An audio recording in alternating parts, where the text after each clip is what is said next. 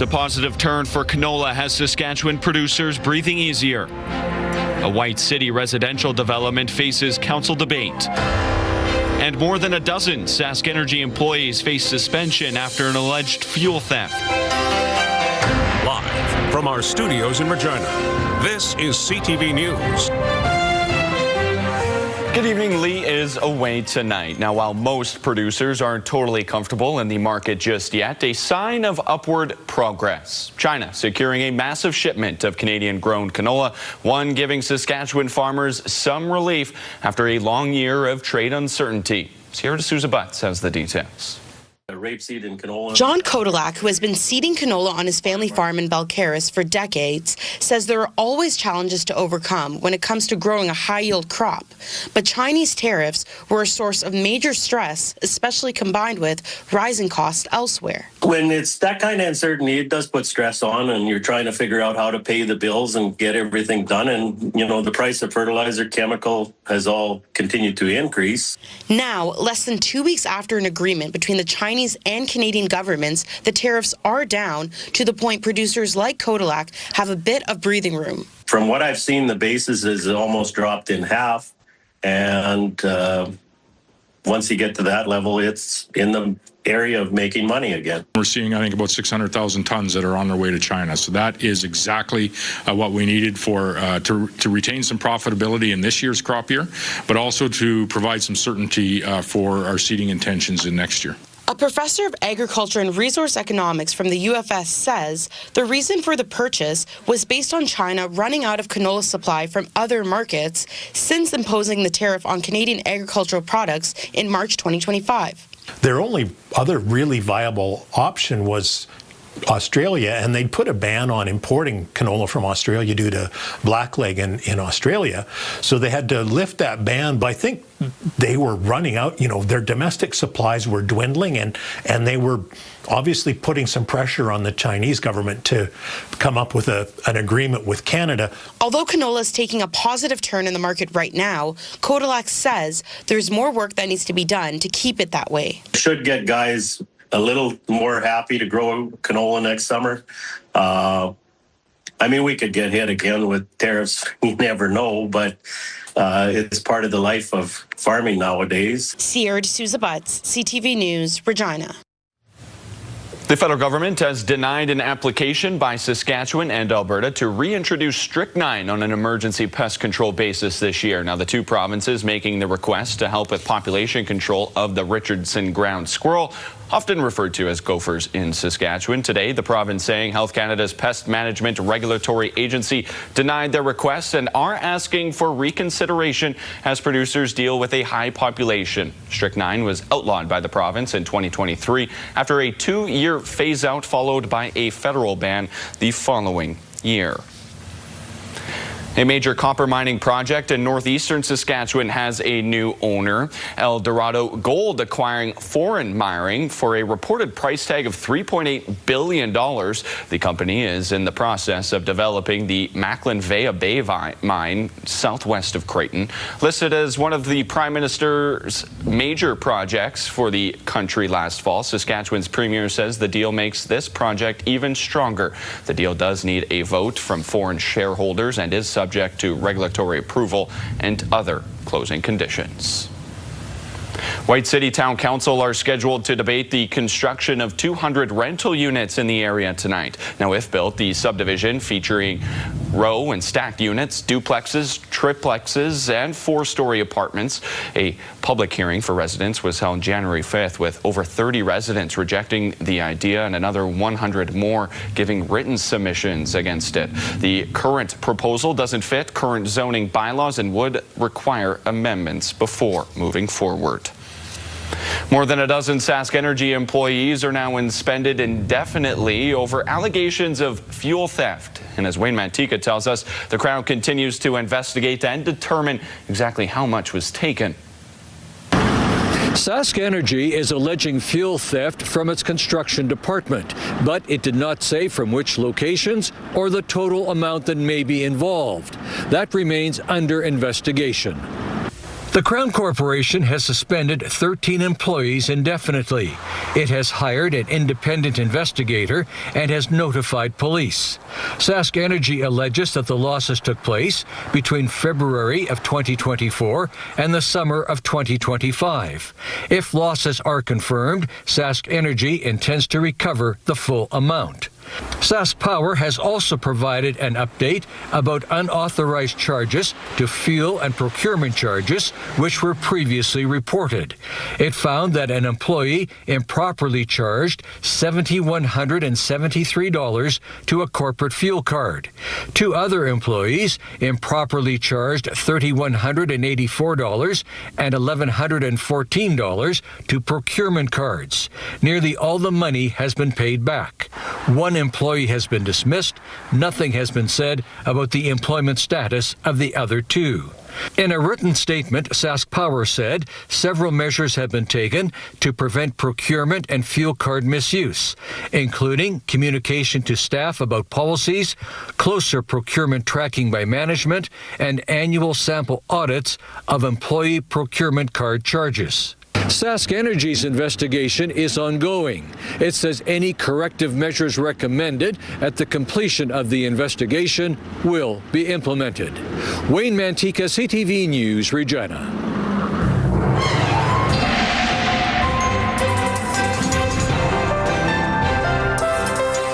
Sabine is back and joins us now for our first look at weather this evening. Sabine, and that freezing rain on Saturday really wreaking havoc in Regina and area, and it's now turned to snow, though. Yeah, well, we did see snow, light snow, drifting snow throughout much of southern Saskatchewan, Donovan, and we're probably going to see that continue heading into this evening, and even a slight chance of some freezing rain or possibly some freezing drizzle, which I'll talk more about coming up in your full forecast. Temperature-wise, though, we're starting to see those temperatures get warmer and at least above what the average, or close to what the average normally is. -9 is the average in the Regina area. We warmed up to about -7, and that was just in the last hour or so.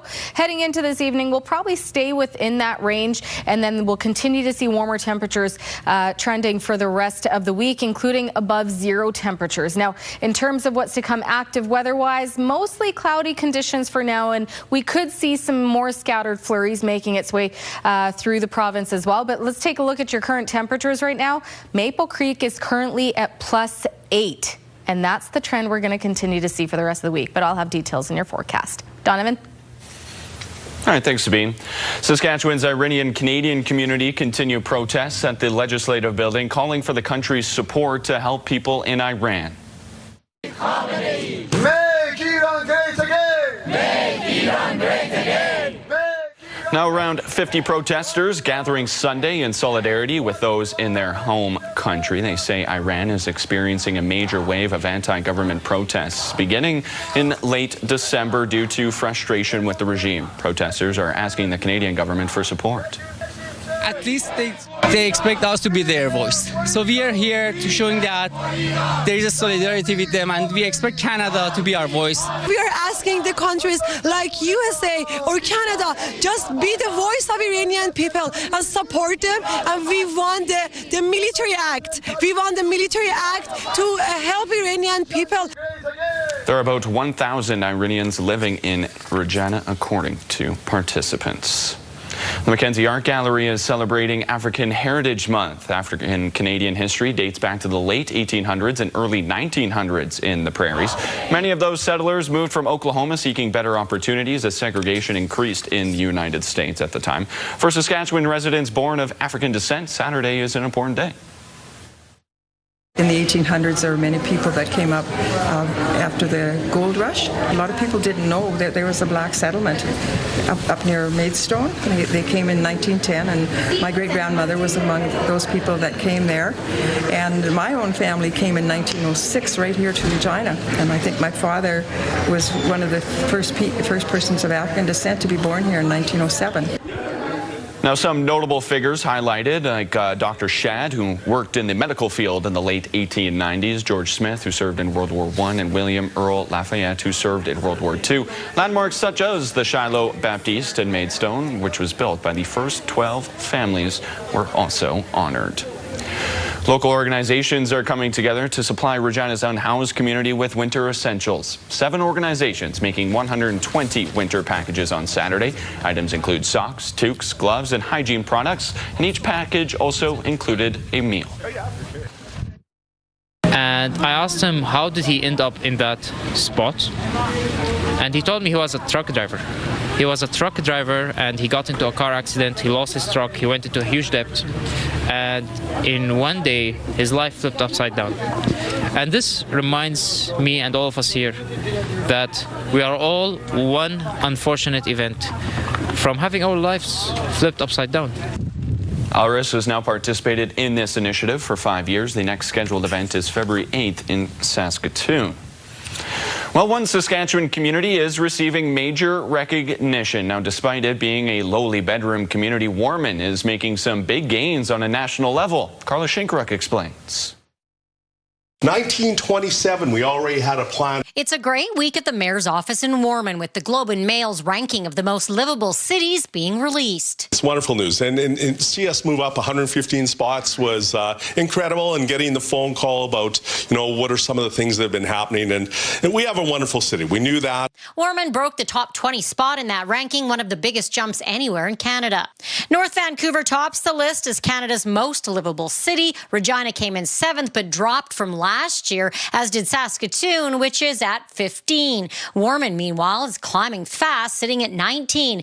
The distinction doesn't end there. Safest city in Canada, that was a bit of a surprise, and but I think it really is a community effort. This local isn't surprised. I've lived here for 28 years, and honestly, it's been a great community to live in. We brought our kids up here. We've been involved in all the community stuff, sports, and I've worked here for 28 years. Part of Warman's appeal, he says, is avoiding some of the challenges facing big cities.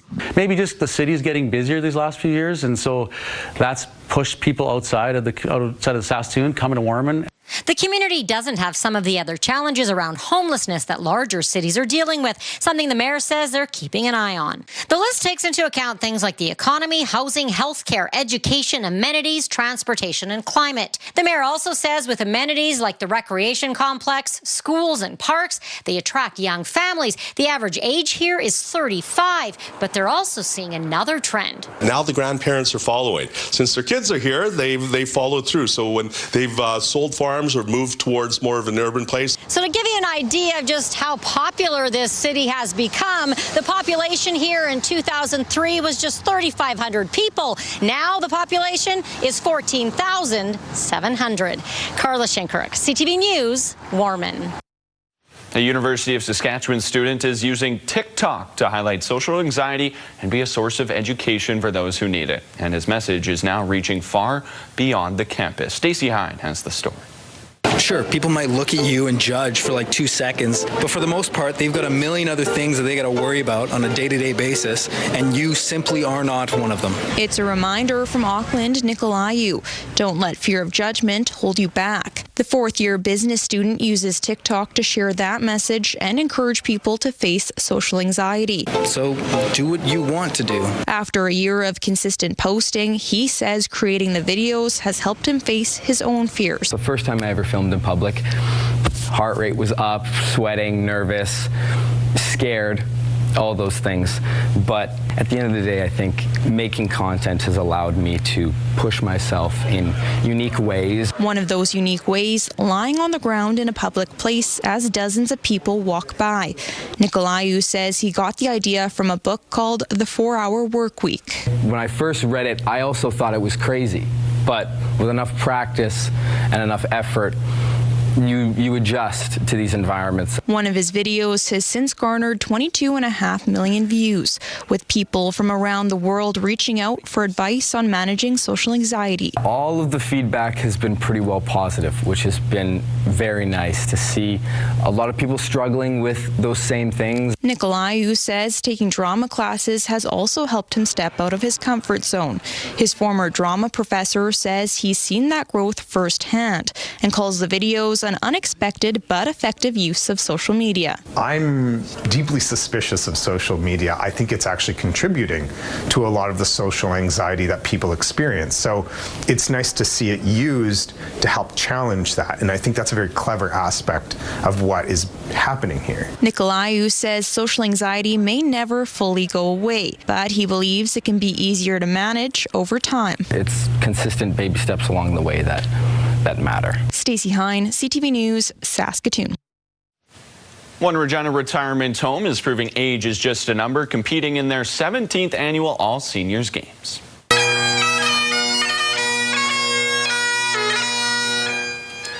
The College Park One Retirement Community holding opening ceremonies today for the games for 150 residents participating in the fun and festive events. Bocce ball, shuffleboard, and bingo give these residents a lot of friendly competition throughout the week. These senior games take place each year, but this time they also happen to coincide with the Winter Olympics. So we're kind of the prequel to the Olympics, right? We've got in one step ahead of them, so we will excitedly follow the Olympics with the residents and keep up with them. Today's opening ceremony is also featuring a beanbag toss competition between the police chief and deputy fire chief, and newly minted Regina Police Chief Laura Lee Davies coming through with a gold medal performance. One more. Coming up, a Northern Ontario First Nation is wondering what's next after a dangerous parasite was discovered in their water, and a building sale by a Saskatchewan-based owner in the U.S. is put on ice. Another setback for a Northern Ontario First Nation, a parasite discovered in its water supply, prompting plans to evacuate medical staff. Now, despite most residents already being gone, ongoing issues continue to face the community. CTV's Annie Bergeron-Oliver has the latest. The several hundred people remaining in the fly-in community of Saskatchewan may soon be without medical care. The medical staff are pulling out soon, a month after a state of emergency was called in the Northern Ontario community of about 2,300 people. Once the confirmation of the cryptosporidium was in the water supply, Health Canada, I think, and their health teams decided that they have to remove their nurses out of the community. The paramedics will follow. Indigenous Services Canada says the community's nurses are expected to depart today, but that orange air will be on standby if needed. The residents who are choosing not to evacuate will have to drive about an hour away to Fort Albany Hospital for care. Roughly 370 people are still there. We're starting to make plans to get these individuals or these families out of the community. Evacuations began last month when a state of emergency was called after the community's water treatment system failed, sending sewage into people's homes and contaminating freshwater systems. Late last week, tests confirmed the parasite cryptosporidium was found in the community's water system, the same parasite that made more than 60 people sick. It doesn't take much of this infection to ingest to actually get us sick. And the primary syndrome of this infection is a gastrointestinal syndrome. This latest incident comes after the community found E. coli in their water in 2005. And while engineers are looking at solutions, so far there is no timeline for when the water will be safe enough for the community to return. And even then, Wesley says trust in the water has eroded. It is going to take some time, a lot of time for people to regain that trust. Indigenous Services Canada says there are plans for alternative access to health care, including virtual care for residents. The department says the nurses will start returning to Saskatchewan when the community members do as well. Annie Bergeron-Oliver, CTV News, Ottawa.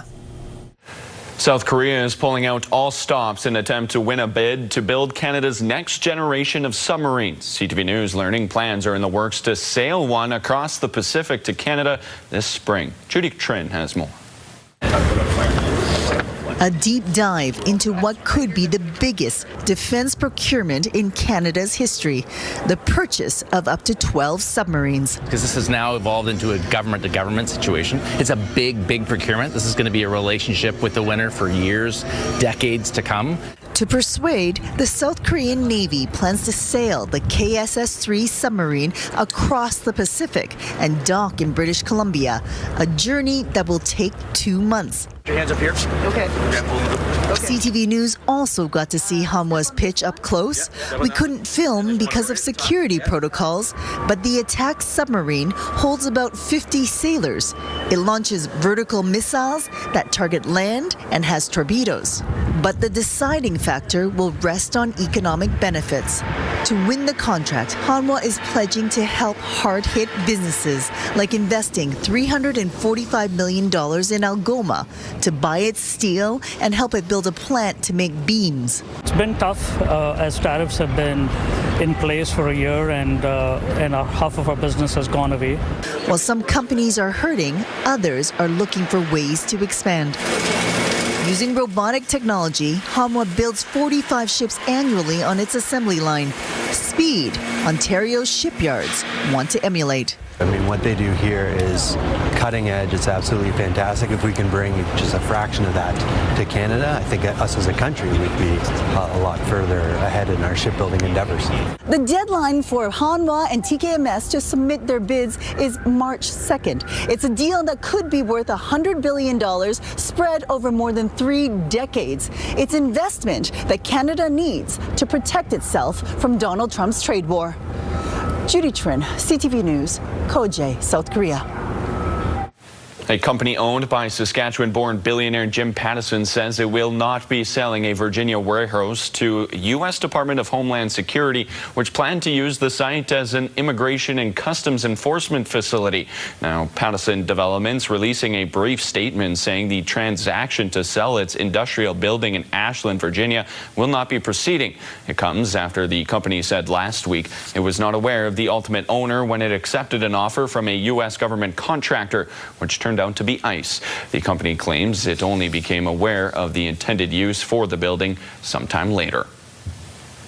Greenland's prime minister says despite President Trump ruling out military force, America is still seeking to control the island. In a speech to Parliament, Prime Minister Nielsen saying the U.S. is continuing to seek paths to ownership and control over Greenland. Nielsen calls the continued pursuit of the island completely unacceptable, adding the constant uncertainty is affecting people's sleep and children are worried and anxious. Coming up, military training in the woods. A look at how the Canadian Armed Forces prepare in Prince Albert.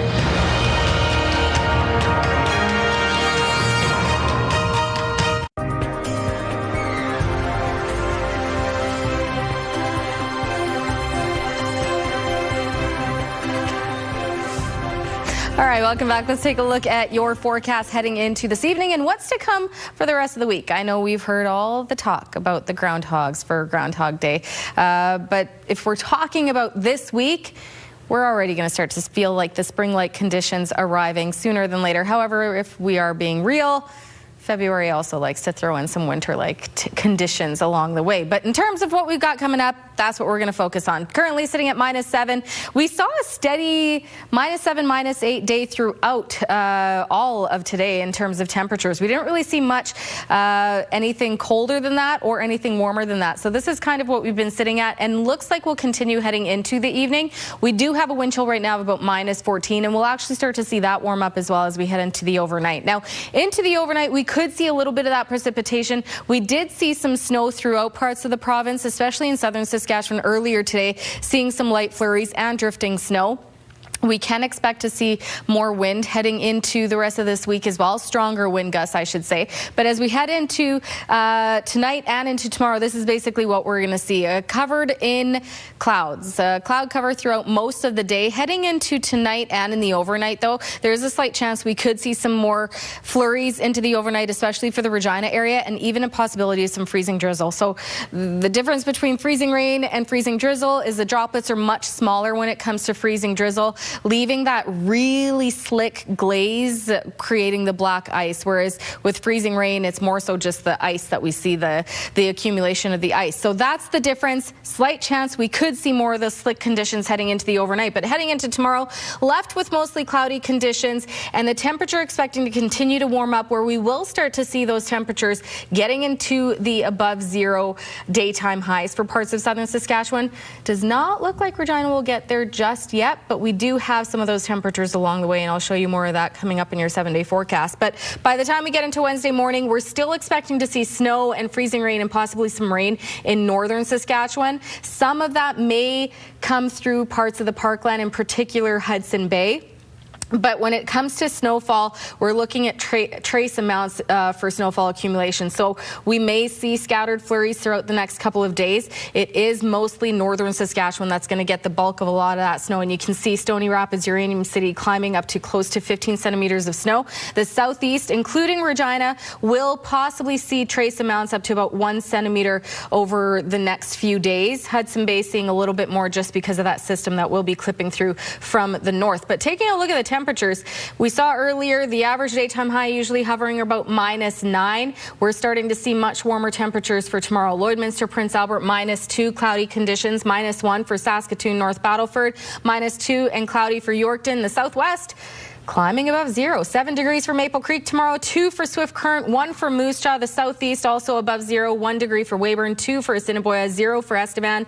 Regina, -8 is the low tonight. Tomorrow, 0. Slight chance we could see it bump up above 0, but as of right now, it does look like it's hovering around -1 to 0 as our daytime high. But take a look at your next 7 days. The first week of February looking quite nice. By Wednesday, +4, mainly sunny, a low of 0. Thursday, mainly sunny, +7 is the expected daytime high. Friday, a mix of sun and cloud, 1 degree. Saturday, mostly cloudy, 2 degrees. And then by Sunday, 3 degrees with the winds up to 40 kilometers an hour. So there is a slight chance we actually could see some stronger wind gusts, in particular the next few days coming up, where we will see those winds gusting a little higher, close to the 50K mark. Even on Thursday, could see some wind gusts climbing up to about 60K. But in terms of temperatures, we're going to see well above seasonal temperatures for the first week of February. May result in some slick roads as well, though, because we still have that snow on the ground. So is that an early spring or? For now. I'm scared to say this because I know like the week after we'll probably see a snowstorm and then people will yell at me. So let's just say spring-like conditions for the first week of February. Well, it is still February and we know anything can happen, and it'll be cold into March. So. Yeah. Thanks, Donovan. Thank you. All right, in the provinces north, the Canadian military can face simulated survival environments, and that's prompting a training facility north of Prince Albert to reopen after 15 years of vacancy. Jasmine Pelchier got to join members on their mission and files this report. On Saturday, 56 members of the Canadian Armed Forces were hard at work training, trudging through snow just north of Prince Albert.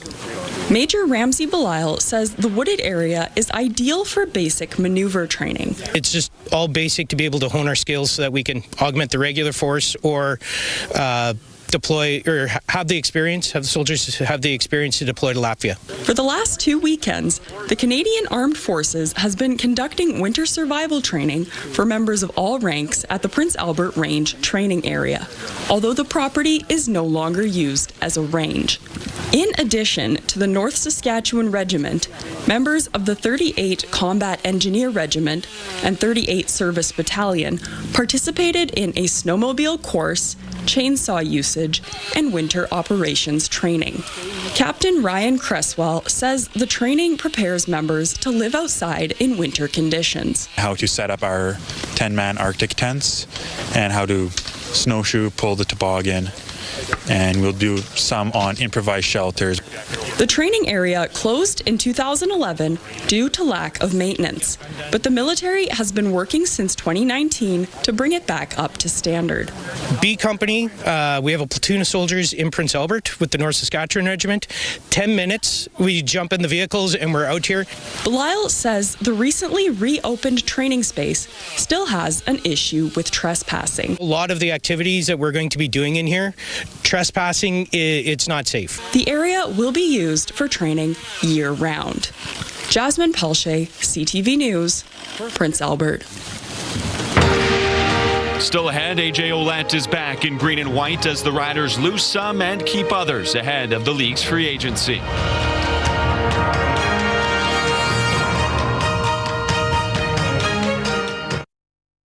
Thanks for staying with us. The Saskatchewan Roughriders announcing today they have parted ways with one of its longest-serving players, releasing kicker Brett Lawther after 8 seasons with the club.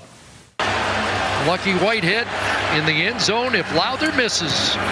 And Brett Lawther doesn't do that. It's a walk-off game winner for Brett Lawther and the Saskatchewan Roughriders. That kick may be good enough to make him an all-time Rider favorite. The Pill Country walk-off field goal in the 2019 Labor Day Classic, of course. Lawther leaves the Riders as the franchise's 3rd highest scoring player, amassing 1,085 points scored in more than 100 games in green and white.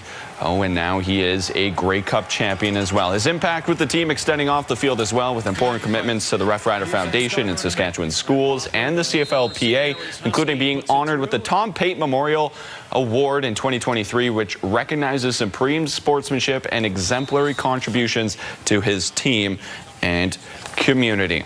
Now, Saskatchewan also announcing today extensions for D lineman Marion Benoit and linebacker Aubrey Miller Jr. But it's news which dropped yesterday, having Rider Nation in a frenzy. AJ Ouellette will return fresh off rushing for 1,000 yards in 2025. That's signing as the league's free agency communication window opens. Jacob Carr has more.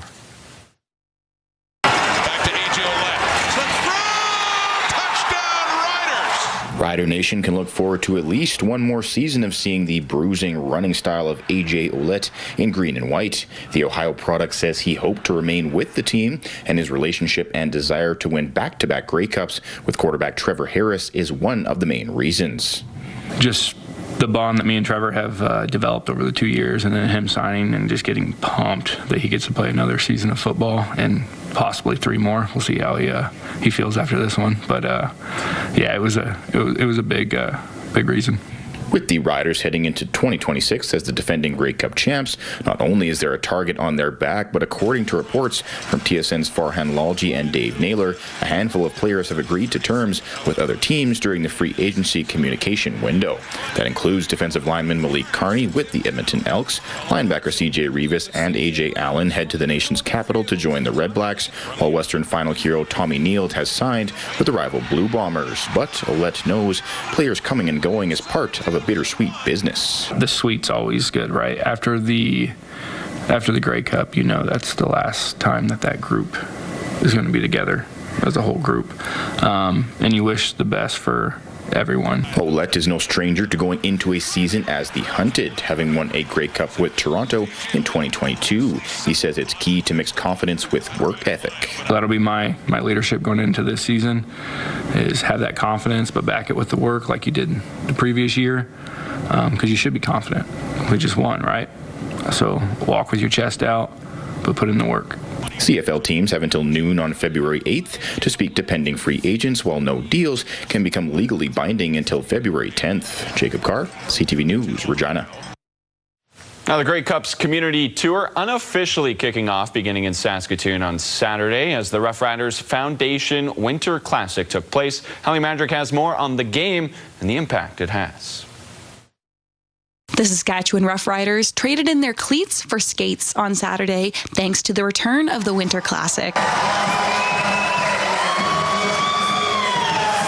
The annual event brings together Rider players, alumni, and a number of special guests to face off in a hockey game, which raises money for the Saskatchewan Roughrider Foundation's mental health and literacy programs. Lowest literacy rates in Canada and high suicide rates are in Saskatchewan, so trying to do our best in our part to help fix those. And then for this weekend in this game, it's a lot of fun on the ice, a lot of fun off the ice, something to look forward to for me personally every winter. The Winter Classic is a major fundraiser for the program, allowing riders to connect with kids across the province. And it's growing every year, so we usually raise about $75,000, somewhere around that, to go back to the program, which is really good. It's a really fun family event. This year's game was particularly special as the reigning champs brought the Grey Cup along for fans to take pictures with. Being from the States, I didn't know how big of a deal the Grey Cup was, and then after the clocks finally hit zero, you got to see all the emotion kind of run down on everyone's face that was born and raised here. It meant just that much more to me to see how much it meant to everyone, like players and fans. So it was pretty cool. It was also an opportunity to see some familiar faces wear the green and white once again. It comes back to that feeling in my heart of just wanting to come back to Saskatchewan, be amongst fans and friends and old teammates, and just be able to put on the green and just kind of reflect back on those times and sort of make myself whole again. Hallie Mandrick, CTV News, Saskatoon. Regina Pats and Moose Jaw Warriors were supposed to play Saturday night, but weather conditions postponing the game to Sunday afternoon. A game well worth the wait. Schultz getting ahead the ice. Now to Fawcett in tight stop. Rebound. Score! Down 2-0 in the third. Maddox Schultz pots his third goal of the season. That kick-starting a late burst from the Pats as they tie the game later in the frame, forcing overtime 2 minutes into that extra frame. McNutt drives stop by Wutzke, but Caden Brown puts away the rebound, and Regina comes all the way back to win 3-2. Pats, however, tied for that last playoff spot with Red Deer. Regina does have 2 games in hand, though. At the Scotties Tournament of Hearts, Team Saskatchewan not making the weekend playoffs, but there is a curler from our province taking home gold. Final stall. Now here's Gordon. Here's Gordon. They got it by. Have they got this? Oh, no, they touched it, and it won't go. Carrie Einerson skipping Team Canada to her 5th Scotties championship, defeating Manitoba's Caitlin Laws in extra ends 4-3 yesterday. It is 3rd Val Sweeting from Merrifield, Saskatchewan, who wins her 5th national title as well. The Scotties winners will now wear the maple leaf at the Women's World Curling Championships in Calgary, March 14th to the 22nd. Still ahead, Regina police need the public's assistance in catching a serial shoplifter. The details next.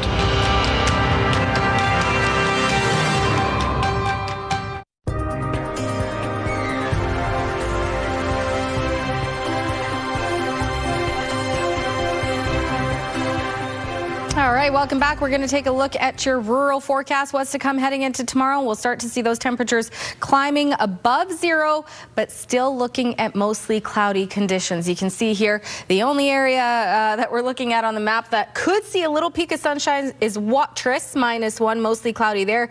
But other than that, we're looking at cloudy conditions. Meadow Lake, -2, along with Spiritwood, -3 for Melfort, Hudson Bay, and for Wynyard, -1 and cloudy for Lloydminster, +2 for Kindersley, and outlook expecting cloudy conditions and 0 as the daytime high. And then we'll just continue to see those temperatures get even warmer closer to the southern border. There are 7 degrees for Maple Creek, a mix of sun and cloud, 2 for Leader, 3 for East End Cypress, -2 for Kenora, Broadview, -1 for Carlisle, Lumsden, and Pilot Butte, 0, mostly cloudy. If we take a closer look at Sturgis, where internet speeds up to 1 gig are available through SaskTel, -1 is the expected daytime high. Looking at mostly cloudy conditions with the winds up to 45 kilometers an hour. Real quick hello to Emily, who is about 3 years old. She watches us with her family down in Griffin, Saskatchewan. Her grandma Jeanette told me that she's a big fan and even has a doll that she names Sabine.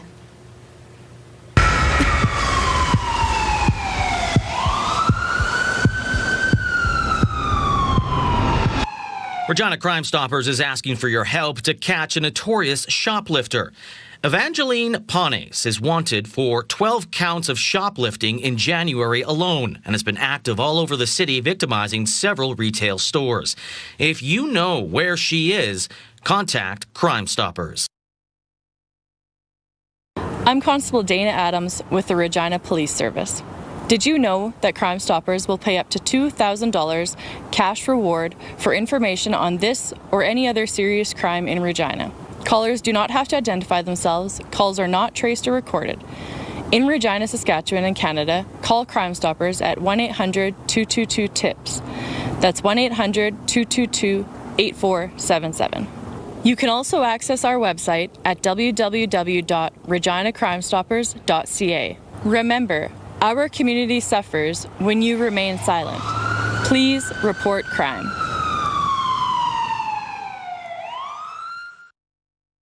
Crime Stoppers is brought to you by Leak Audiology, helping you live well with better hearing. Farm market boards, Canola street price down after a close yesterday. It's down to $596 per ton. Futures price also down to $645 per ton.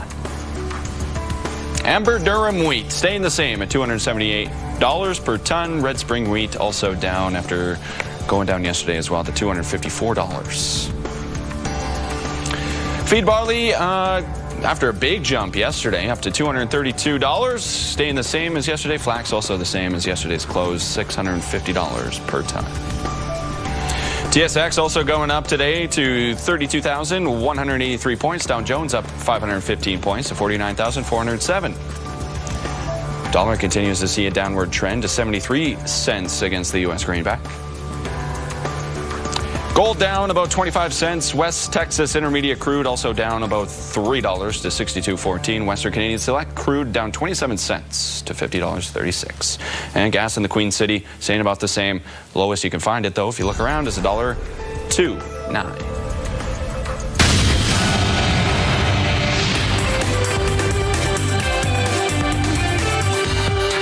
Gold and silver stocks dragged down the TSX over 1,000 points on Friday, and both struggled to gain ground today.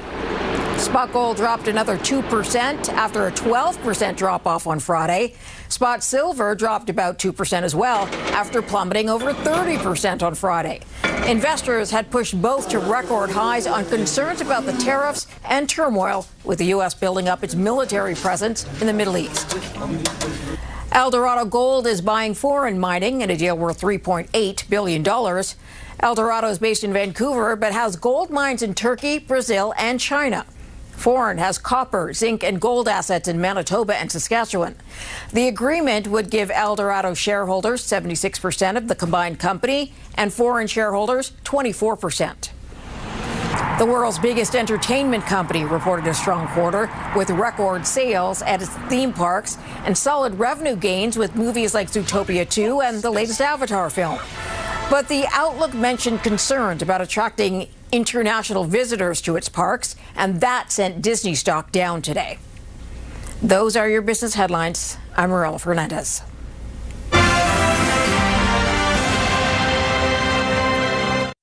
Here's what we got for you tonight after the show. We got Extracted, episode 2 of their brand new season. And then Memory of a Killer on at 8. The Rookie, St. Denis Medical, and then E-Talk at 10:30. And then stay with us for your national and local headlines at 11 and 11:30 with Connor Chan. You were so detailed. You knew it was episode 2. We're watching it. Okay. I'm watching. Okay. Well, the Canadian Council for the Blind is highlighting the challenge of being blind or visually impaired through a bowling challenge. So today, the 53rd Annual Media Bowling Challenge and the kickoff to White Cane Week, which is held the first week of February to bring awareness to blindness and vision loss. Participants are encouraged to try bowling with either their eyes closed or covered. We don't have all the blind people in Regina here, but we have a few, and it's just to acknowledge that there is life after, having something like this happen to you, and just come out, and there's lots of events for for visually impaired people. So our Lee Jones was participating in this, and so was Sabine. So you got your chance to try your hand at this as well. Look at that, one pin. How did you do? Oh, that's you right there. Not very good. But Lee Jones apparently is a pro bowler in his spare time. Oh, man. You got to ask him about that, I suppose. 180, I think. He was, I don't know, is that good? I think that's good. That's pretty good, I think. Yeah. Well, the heated rivalry book series just can't seem to stay on shelves, and that includes here in Regina, but no need to fret. The Regina Public Library is helping you out. Yeah, the library now offering free, unlimited digital copies through the Hoopla app. All you need is your library card. Is that your next book club book, Sabine? No, I just finished Pelican Brief. I like the thriller. What do you like? I don't know how to read.